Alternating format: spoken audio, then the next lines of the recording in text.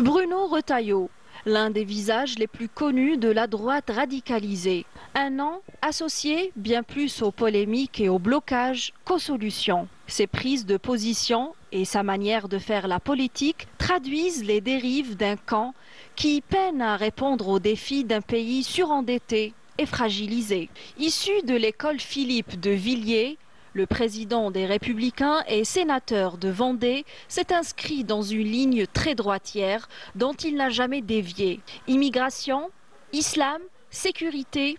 Ces revendications, souvent perçues comme radicales, alimentent la division au lieu d'apporter des réponses aux difficultés économiques et sociales. Dans une France déjà traversée par la colère et la perte de repères, ce discours a souvent l'effet d'un obstacle plutôt que d'une issue.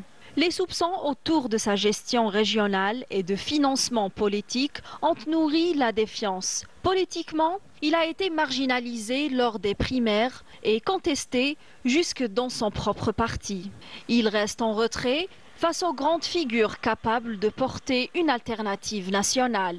Le premier flic de France alimente une autre polémique en s'opposant à l'accrochage des drapeaux palestiniens sur les mairies, bien que son pays s'apprête à reconnaître l'État palestinien ce lundi.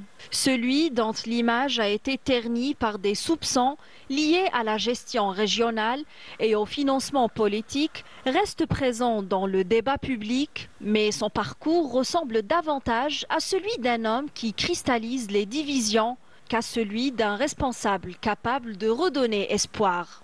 Dans une France qui cherche à sortir de la dette et des crises, il incarne surtout les impasses d'une politique qui tourne en rond.